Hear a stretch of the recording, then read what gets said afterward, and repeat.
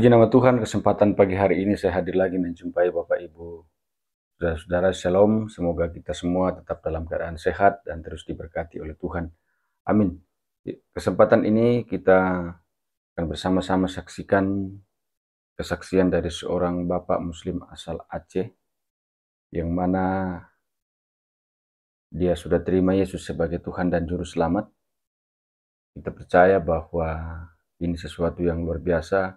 Dia dijamah, dipanggil oleh Tuhan, sehingga saat ini hidupnya bernilai, hidupnya berharga di mata Tuhan, karena ia tidak akan binasa, melainkan beroleh hidup yang kekal. Dia sudah temukan kebenaran sejati di dalam Yesus Kristus. Kita imani bahwa hanya di dalam Yesus saja ada keselamatan. Di luar Yesus tidak pernah ada keselamatan. Sebelum kita saksikan, saudara-saudara, jangan lupa dukung channel ini dengan cara like, subscribe, dan share, supaya saudara terus mendapat notifikasi video-video terbaru dari saya, dan terlebih channel ini akan terus berkembang ke depan dan menjadi saluran berkat bagi banyak orang. Selamat menyaksikan.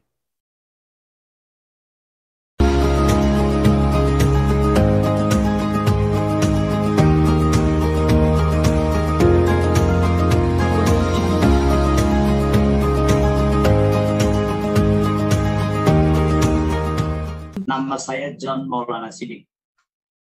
Nama dari papi saya, seorang Aceh asli, yang dulunya adalah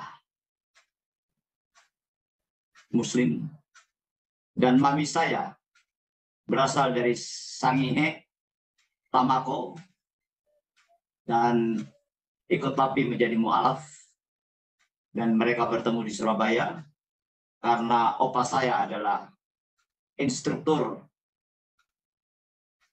akabri di Morok Rembangan, Surabaya, dan kakek saya, orang tua dari papi saya, adalah sopir dari almarhum Bangko Katib Sudomo di Surabaya. Dulu kami tinggal di Jalan Teluk Kumai, Komplek Angkatan Laut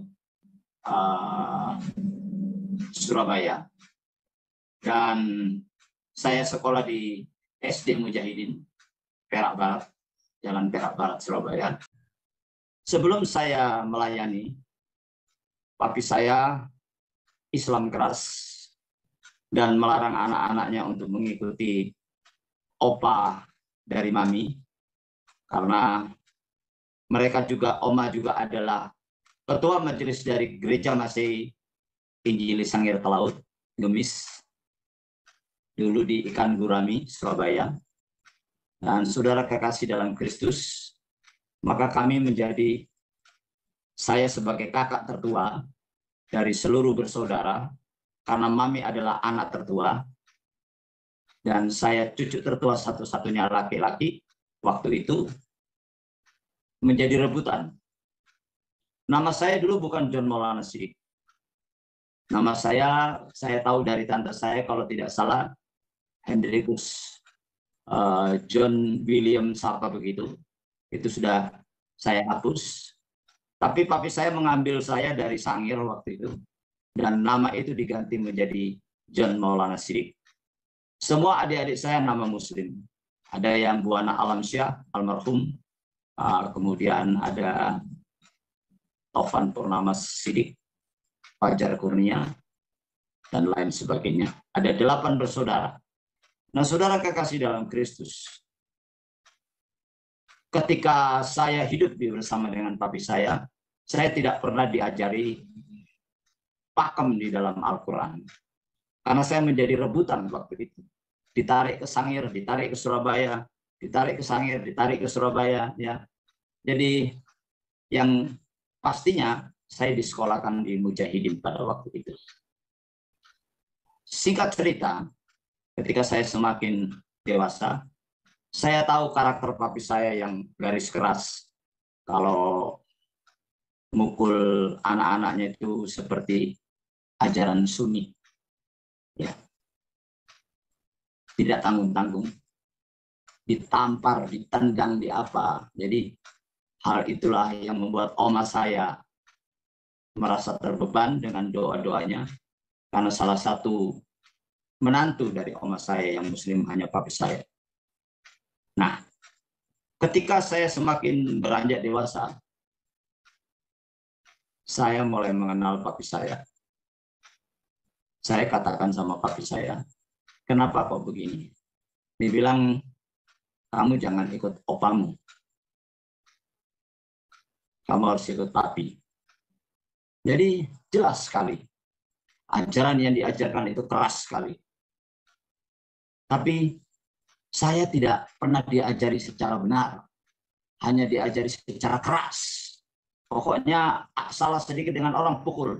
Salah sedikit dengan orang hantam. Jadi itu yang terjadi di dalam kepribadian saya setiap hari. Pada suatu ketika, mami saya dipukul oleh papi saya.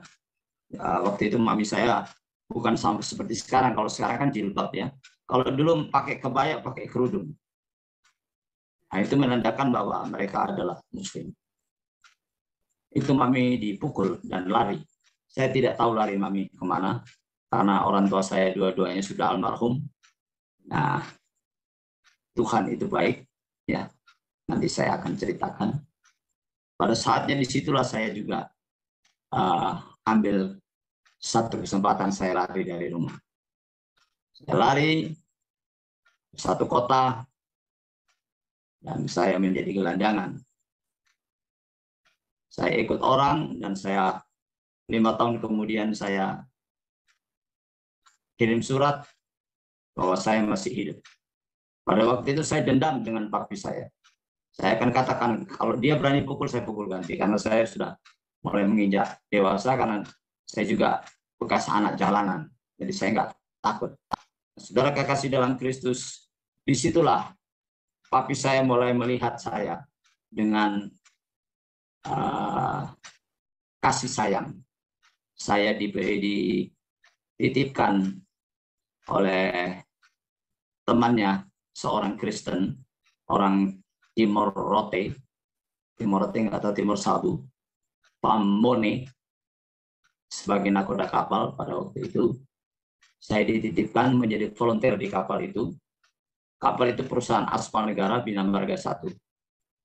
Dan saya digembleng di situ.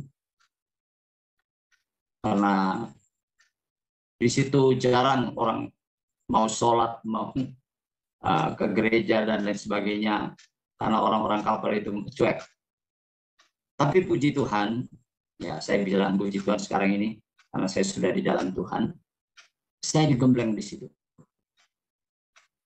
Bagaimana ketika saya mulai bekerja, sekitar 3 bulan saya diangkat menjadi satu ABK yang resmi menjadi kelasi.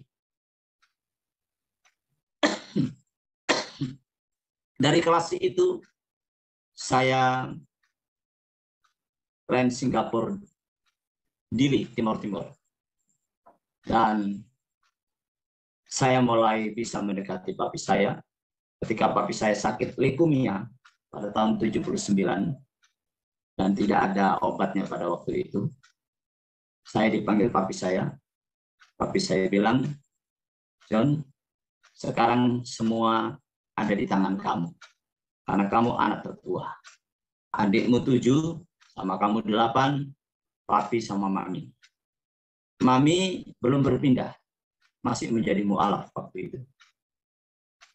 Ketika saya menemui papi di rumah sakit, saya bicara dengan dia, apa yang harus saya lakukan. Dia berkata, kamu jangan boros, karena keluarga ini ada di tanganmu sekarang. Bayangkan gaji cuma 22.000. Uang layar 1 hari 500. Pulang pergi 10 hari, Surabaya Tim 5.000. Muat sapi pulang, premi cuma 15.000. Jadi nggak sampai 50.000. Saudara, ketika saya dari tim mau kembali ke Surabaya dengan memuat kapal, memuat tentara dari Sumatera, disitulah ada kabar bahwa papi saya meninggal. Saya tidak tahu kok bisa meninggal, karena sakitnya leukemia itu juga sakit yang jarang pada saat itu, tidak ada obatnya. Yang anehnya, ketika saya kapal sandar di Surabaya, saya disuruh pulang oleh kapten, kamu pulang saja dulu. Di rumah membutuhkan kamu, hanya itu saja. Ketika saya pulang, rumah kosong. Ternyata semua diungsikan di adik iparnya Mami yang juga seorang nakoda kapal. Sangir juga, Komprius Halinda, seorang kapten kapal yang cukup tangguh, dan beliaulah yang menginjili papi saya. Sebelum meninggal dia bercerita, saya perkenalkan Yesus sama papimu. Yang pertama malu-malu, yang dahulunya selalu ditawarkan, ayo kenal Yesus, ayo kenal Yesus. Dan dulu sebelum papi sakit dan saya sama saya, pernah ditawari kalau bisa saya dibaptis sama papi. Kemudian kami berdua sama papi dijahitkan jas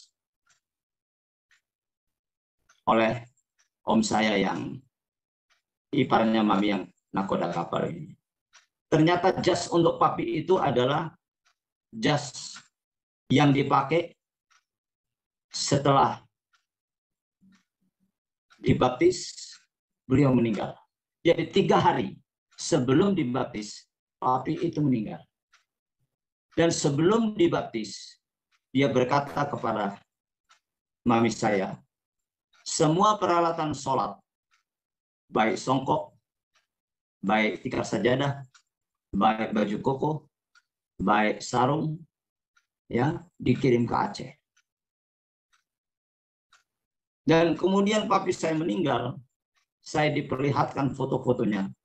Itu dikubur secara Kristen. Dan itu yang membuat keluarga di Aceh semua geram. Tapi saya mau bilang apa? Saya sendiri belum dibaptis. Saya sendiri belum berpindah waktu itu. Dan masih bimbang. Saya pikir ya sudah, saya mau dihujat apapun, mau dikatakan apapun terserah. Cuma saya bilang sama Mami, Mami sabar, Mami harus terima semua ini. Lambat laun semakin berjalan.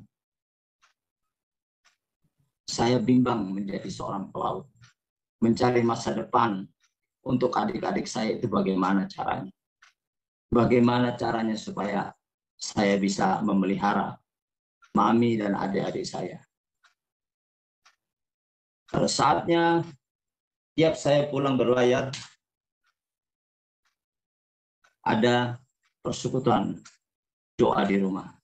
Kalau orang dulu bilang deston. Tiap saya pulang selalu tepuk tangan, selalu menyembah. Saya berdiam diri. Jadi kalau saya pulang berlayar itu kapal sandar pasti mabuk. Karena kita sebelum turun pasti, ya tahulah orang kapal. Saudaraku, Mami berdoa buat saya. Mami berdoa buat anak-anaknya yang lain. Ya, dahulu Oma berdoa buat cucunya yang laki-laki, buat anak-anaknya yang laki-laki. Semua jadi pelayan Tuhan. Om saya yang di Banyuwangi, adiknya Mami, baik om saya yang di Bekasi, Jati Bening, Riko Manansang, itu adiknya Mami paling bungsu. Baik juga adik saya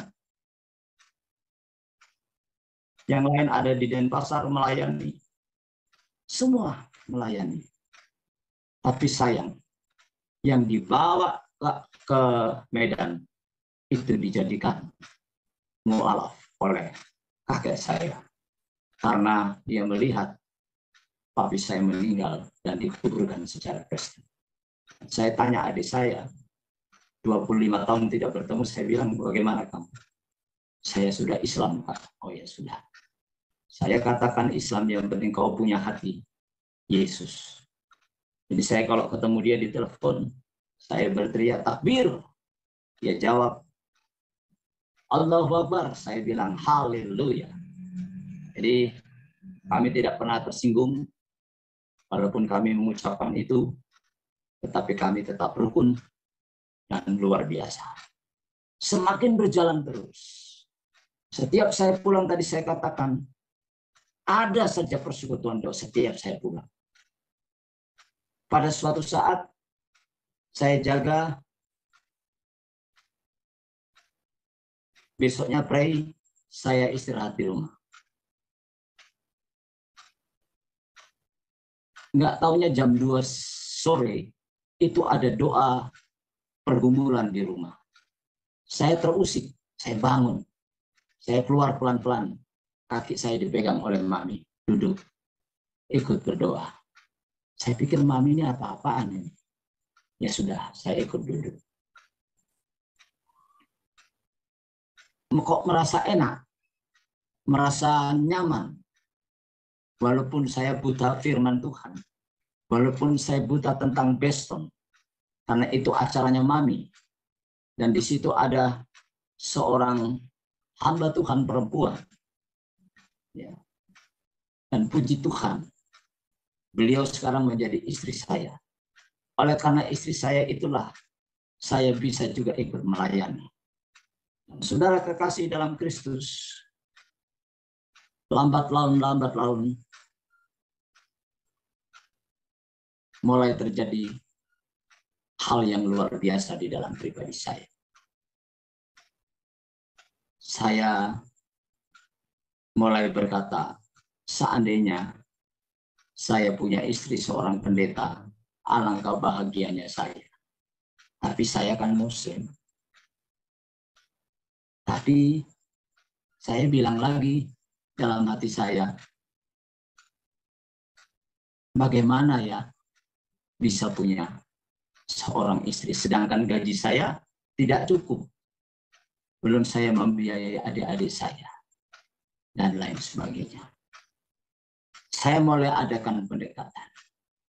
Dan semua hamba-hamba Tuhan mendukung saya dari teman-temannya. Saya diinjili dan lain sebagainya. Ketika tiba saatnya, saya mulai dekat dengan para hamba-hamba Tuhan. Saudaraku, saya coba belajar puasa menanyakan masa depan saya kepada Tuhan. Jika Yesus engkau ada, jika Yesus engkau nyata, jika Yesus engkau hidup, tunjukkan dirimu kepada aku. Selalu tiap hari saya berkata itu. Pada saatnya, suatu saat saya dinasihati oleh seorang hamba Tuhan. Coba kamu belajar puasa. Tanya, kalau di Muslim adalah sholat istiqoroh atau bertanya kepada Allah. Pada saat itu saya berdoa, kalau engkau ada, tunjukkan dirimu. Aku mau masa depanku nyata. Semakin saya dekat, semakin saya mengikuti persekutuan. Tiba saatnya, ketika kapal berlayar dari Surabaya menuju Makassar, saya jaga bersama dengan Mu'alim 3, 8.12. Jam 12, saya istirahat jam 1. Saya belum makan, saya belum buka puasa, karena buka puasa saya jam 3 sore.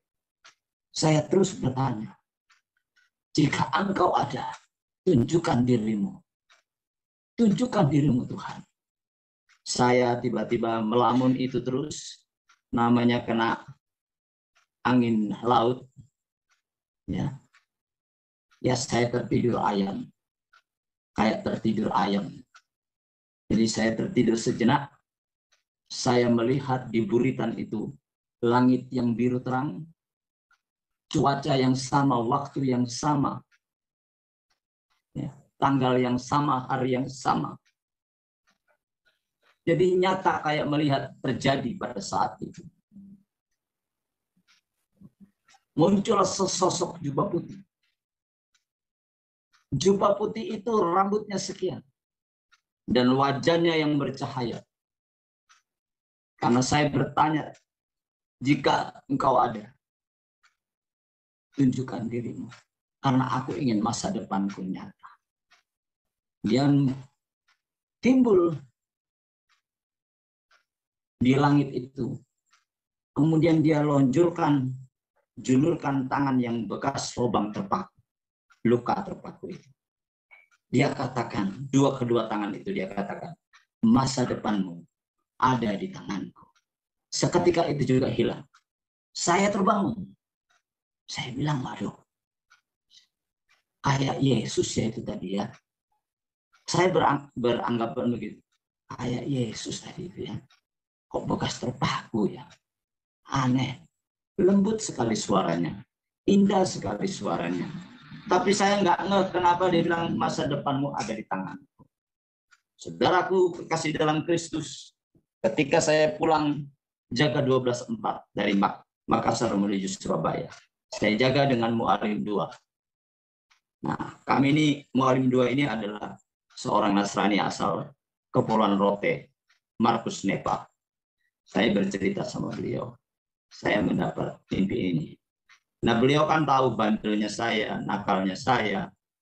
Beliau bilang, mana mungkin kau dapat lihat itu. Kau bukan orang suci, katanya. Ya, saya diam. Saya tetap berkata, saya lihat. Jam sekian, waktu yang sama, cuaca yang sama. Dalam keadaan kapal yang berjalan yang sama. Wah, nah, ketika malam saya jaga sama dia, saya pegang kemudi. Tiba-tiba saya mengucapkan bahasa lidah. Ora pakaya sana mata kurala bala. Ini Mu'alim 2 lihat saya, tapi saya tidak sadar. Dia bilang, kamu bicara apa? Saya tidak bicara apa-apa, saya bilang. Tadi itu, tidak tahu. Saya bilang. Selang 15 menit, saya ucapkan lagi itu lebih keras. Sambil memegang kemudi. Itu dia bilang. Ini, tunggu dulu, saya pikir dulu. Ketika saya mulai tahu, ingat, ini ada di dalam bestonnya mami saya. Dia bilang, mana mungkin? Iya, kalau tidak percaya datang aja. Besok, nanti kalau sampai Surabaya, saya bilang. Betul ya? Iya, datang saja, saya bilang. Saudara, ternyata itu bahasa lidah. Yang saya terima tanpa penumpangan tangan dari siapapun. Saya nyampe, saya minta tolong dibaptis. Setelah dibaptis, saya bilang sama Mu'alim 2, kapan kita bisa ke persekutuan doa? Dia bilang, malam ini ada nggak? Ada. Ya, saya tunggu. Saya bilang. Kebetulan persekutuan doa itu ada di Perak Barat, di keluarga Manado, Kencai Hitam. Saya bilang ini, ayo kita masuk doa malam. Dan beliau juga dijamah, Mu'alim 2 ini. Luar biasa Tuhan itu. Mulai satu persatu keluarganya mulai diajak juga. Mungkin saya pikir, apakah saya menjadi saluran berkat ya? Nah, saudaraku. Tapi sebelum kami turun dari kapal, waktu saya jaga di kapal sama Mu'alim 2, kapal sandal, saya hanya merenung begitu dahsyatnya Tuhan. Kok bisa, saya bilang. Kok bisa ya saya berkata-kata seperti itu? Kok bisa ya, kok bisa? Tiba-tiba ada alunan suatu paduan suara yang bermasmur di dalam bahasa roh. Begini dia, saya masih ingat itu. Oranata kanana munina yasana mutikira lamau. Oh, diralaya nama-namau. Oh, diralaya nama-namau. Saya cari suara itu. Dari Palka 2 sampai Buritan. Setelah sampai Buritan, suara itu redup, mulai hilang. Saya, Mualim 2 bilang, kau dari mana? Dari Buritan. Ada apa? Saya mendengar paduan suara yang indah. Masa? Ya. Jadi saya merasakan itu dengan luar biasa. Saya rasanya tiap hari mau menangis ketika saya minta dibaptis. Saya mungkin Pak, teman-teman di Miracle TV, sahabat-sahabatku, baik Pak Franky, bagaimana cinta mula-mula. Saya sama kapten kapal Malumbot orang Sangir. Ketika kami menghadapi gelombang besar, mau nyampe di Makassar, kira-kira 12 jam lagi. Saya bersaksi kepada Kapten Malumbot, Cap, nanti malam ini sudah selesai ombak. Dia bilang, ngana ini persis tahu-tahu saja. Kalau enggak percaya nanti Cap, lihat saja.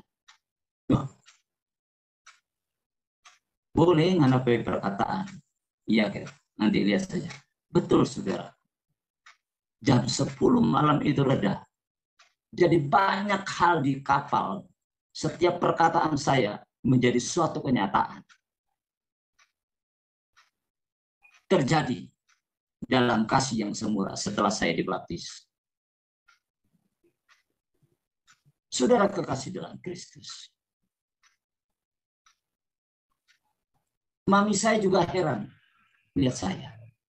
Akhirnya seorang perempuan hamba Tuhan ini saya dekati. Tiap pulang saya antar. Tiap pulang saya antar. Saudara, saya memberanikan diri untuk melamar dia. Maukah kamu menikah dengan saya? Gara-gara mau menikah itu saya ketinggalan kapal. Dan saya dipecat dari kapal. Saudaraku, yang saya alami, diajak melayani dengan calon istri saya dari kampung ke kampung di Surabaya. Dan saya menikmati itu sampai kami menikah. Saya kira jadi pendeta itu enak. Ternyata banyak tantangannya. Tapi indah. Bisa menangis, bisa tertawa. Ya, luar biasa. Sampai detik ini pun saya masuk kota Madiun penuh dengan tantangan. Makanya saya bilang saya belajar. Saya punya anak 3 ketika saya menikah. Banyak masalah. Rasa-rasa ingin meninggalkan Tuhan lagi. Rasa-rasa tidak sanggup lagi.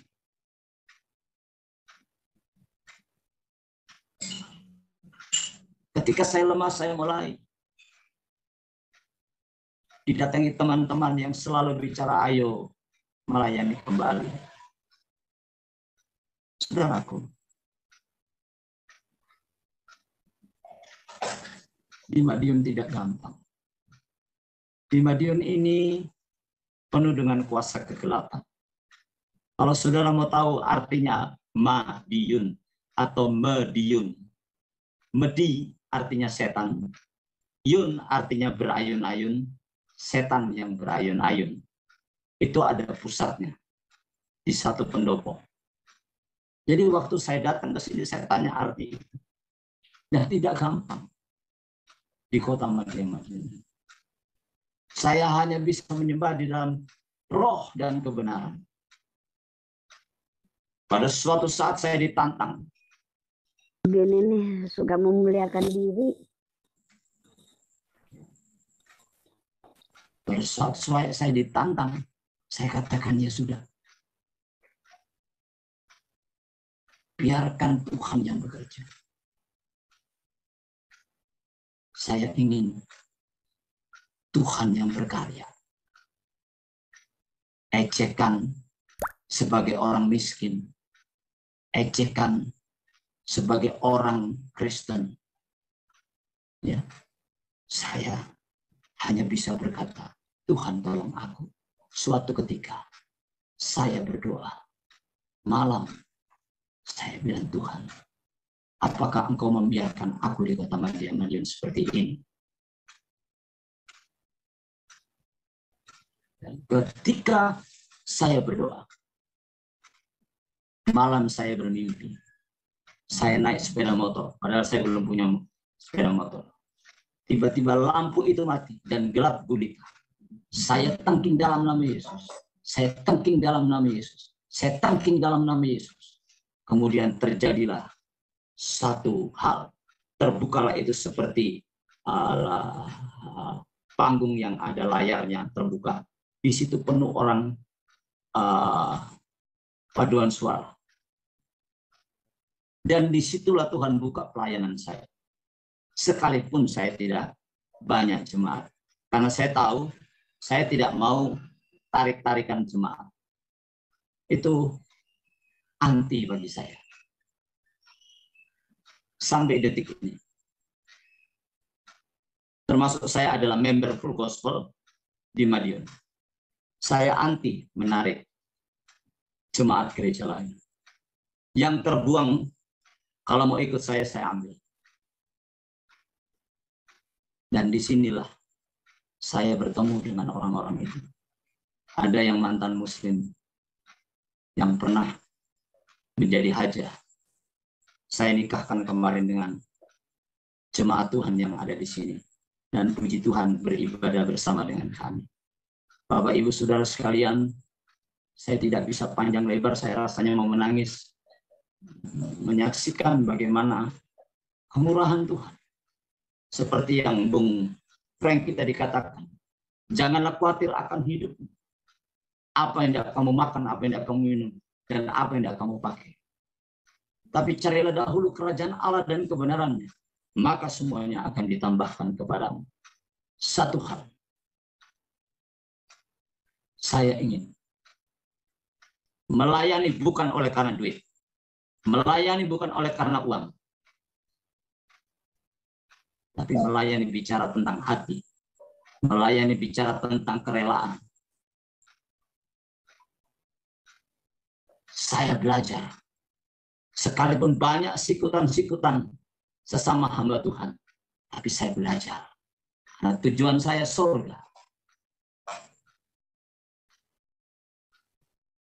Jangan kita mengandalkan, oh saya kuat, saya bisa.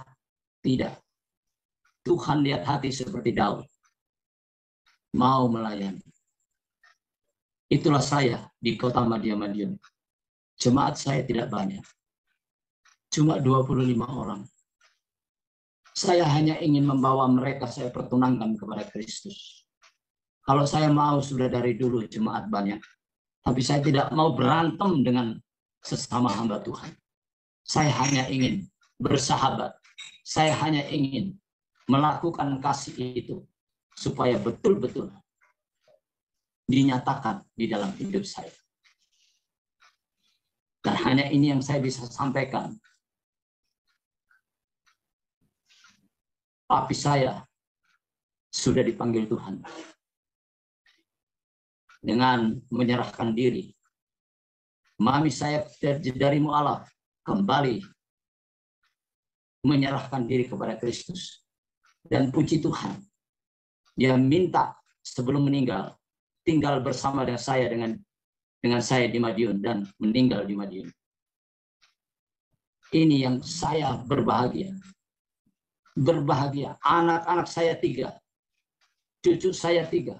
Semua dipelihara oleh Tuhan. Saya katakan kepada anak-anak saya, kalau kamu bisa menjadi yang terbaik, bisa saat ini berkeluarga dengan baik.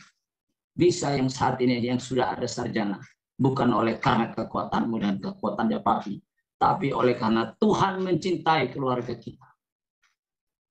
Jadi saran saya, hanya saya inginkan, mari kita bergandengan tangan. Bawa jiwa-jiwa itu dijadikan mempelai. Karena itu mereka milik Kristus. Demikian kesaksian Bapak ini, saudara-saudara. Semoga boleh menguatkan, memberkati kita sekalian, sehingga kita semakin kuat, semakin semangat dalam Tuhan, dan tidak ada apapun yang akan memisahkan kita dari kasih Kristus, karena saudara dan saya yang percaya kepada Kristus adalah orang-orang yang sudah diselamatkan oleh Tuhan. Tuhan Yesus memberkati.